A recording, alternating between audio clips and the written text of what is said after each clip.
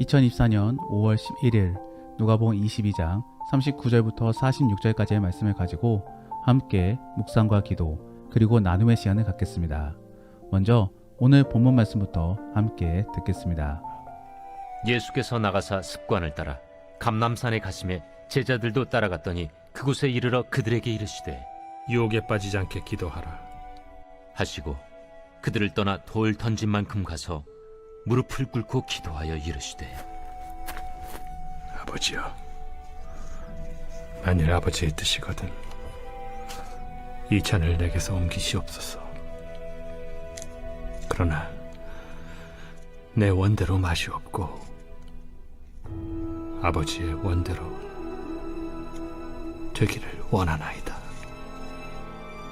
천사가 하늘로부터 예수께 나타나 힘을 더하더라. 예수께서 힘쓰고 애써 더욱 간절히 기도하시니 땀이 땅에 떨어지는 핏방울같이 되더라. 기도 후에 일어나 제자들에게 가서 슬픔으로 인하여 잠든 것을 보시고 이르시되 어찌하여 자느냐? 시험에 들지 않게 일어나 기도하라.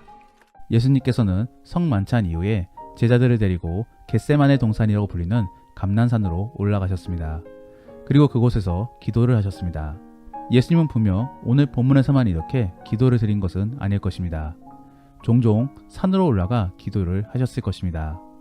그러므로 오늘 본문에서는 예수님이 습관에 따라 올라가 기도를 하였다라고 전하고 있는 것입니다.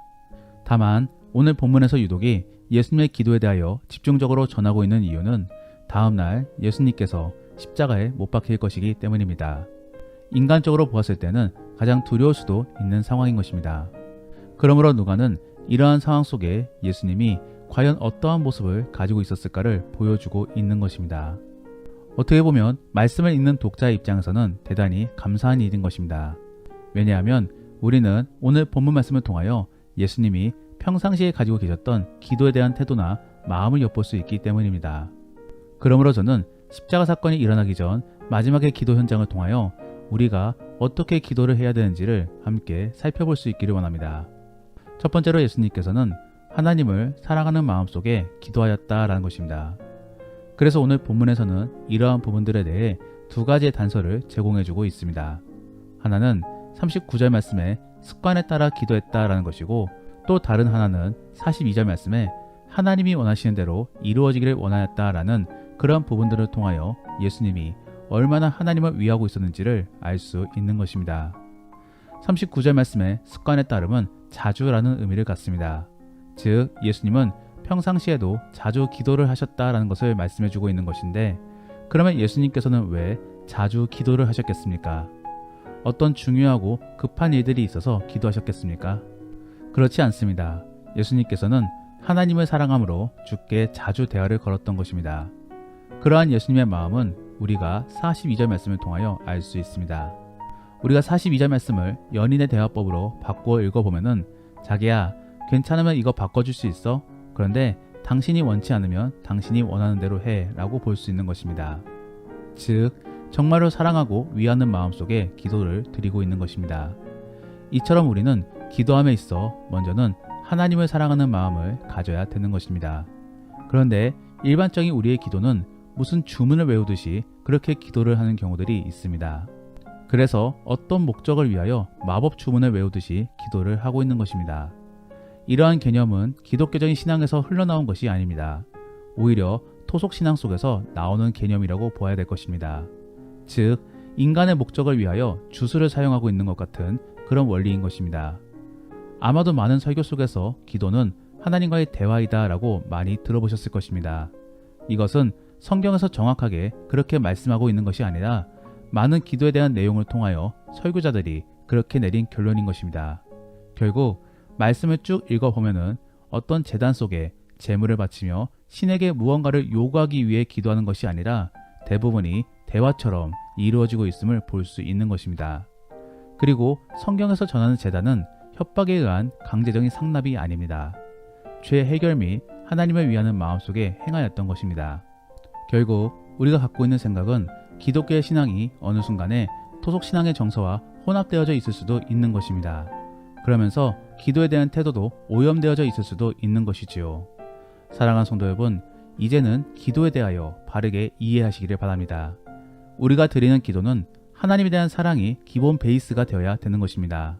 그런데 만일 여기서 나의 목적과 자기 중심적인 생각이 밑바탕에 깔려있다라고 한다면은 그때부터는 하나님을 위한 것이 아닌 그저 나를 위한 이용과 수단에 불과한 것입니다.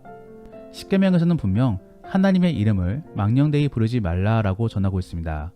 그리고 그 안에는 주의 이름을 자기 목적 속에서 이용하지 말라라는 그런 의미가 담겨 있는 것입니다.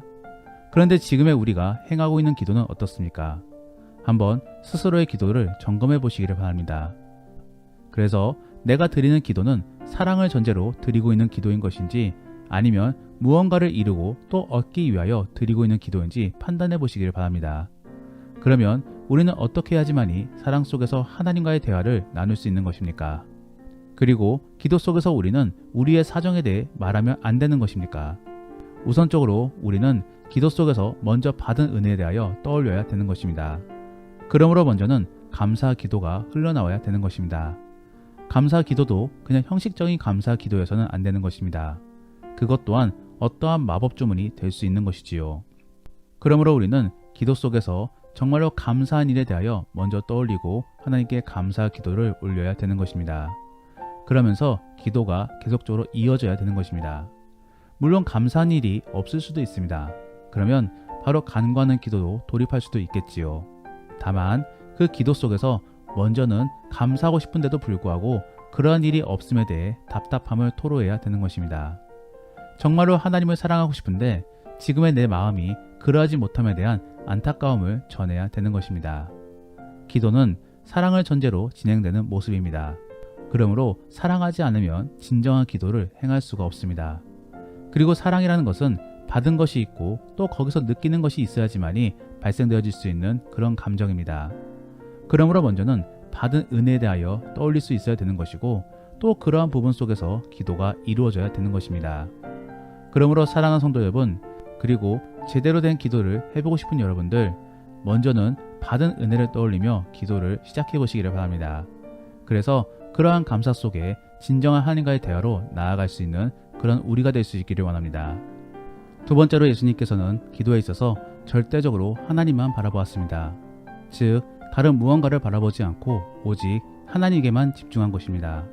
그러므로 예수님께서는 제자들로부터 멀리 떨어져 기도를 한 것이며 또 피가 흐르듯이 땀을 흘리며 기도를 한 것입니다. 이것이 바로 사랑을 전제로 한 그리고 그러함 속에 자신의 급함을 전하는 그런 기도인 것입니다. 예수님은 분명 다가오는 십자가에 대하여 많이 두려웠을 것입니다. 이것은 인간의 옷을 입음으로 가질 수밖에 없는 그런 어쩔 수 없는 한계인 것이지요.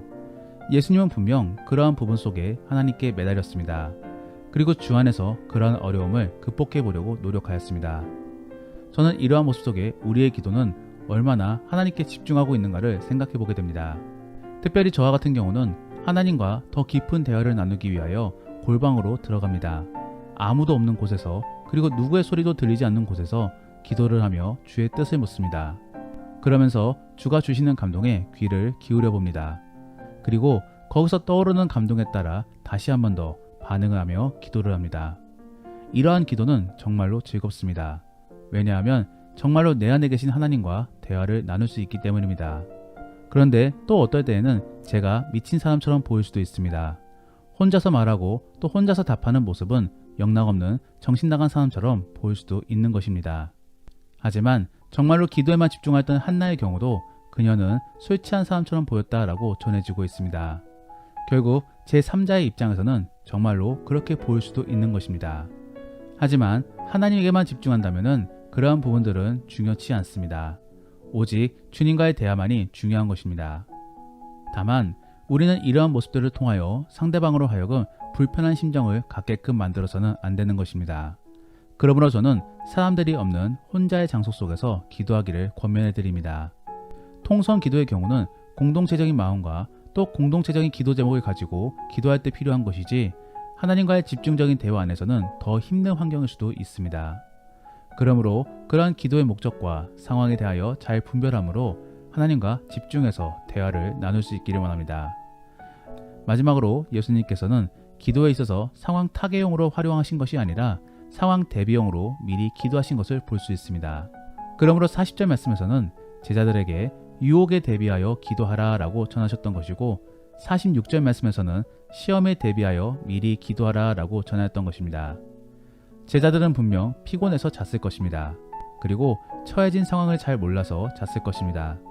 그래서 슬피 잠들었다 라는 표현은 예수님의 상황 때문에 표현된 것이 아닙니다. 그저 자신들의 처지가 힘들고 또 피곤하였기 때문에 몸을 가누지 못함으로 그렇게 표현된 것입니다. 더불어 예수님이 피 흘리듯이 땀을 흘린 것과 함께 앞으로 어떠한 상황이 펼쳐질 것인가를 미리 암시해주고 있는 것입니다. 어쨌든 여기서 만일 제자들이 앞으로의 몇 시간 후를 알 수 있었다라고 한다면 과연 그들은 어떻게 행동하였겠습니까? 아마도 다르게 행동하지 않았을까를 생각해보게 됩니다. 오늘날의 우리들의 상황을 돌이켜보면 우리도 내일 일을 모르는 그런 사람들입니다. 그러므로 미리 대비할 수는 없습니다. 하지만 앞으로 계속적으로 우리에게 어려움이 찾아올 것은 알고 있습니다. 왜냐하면 이 땅에서는 계속적으로 믿음의 성장을 이루어내기 위하여 하나님께서 그렇게 허락하셨기 때문입니다. 그리고 만일 믿음의 성장을 다 이루었다라고 한다면 우리는 이제 이 땅에 머물지 않게 될 것입니다. 사명을 다함으로 이제는 영화가 되어 저 천국으로 올라가게 될 것입니다.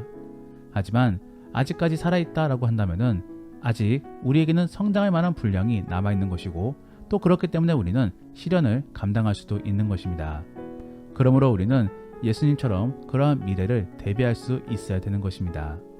사랑하는 성도 여러분, 하나님이 원하시는 기도에 대하여 잘 이해할 수 있기를 원합니다. 하나님께서는 상황이 터지고 나서 타개책으로 기도하기를 원치 않으십니다.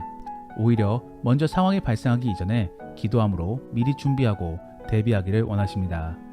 그러면 먼저 기도를 하게 되면 상황은 어떻게 바뀌어 나가는 것입니까?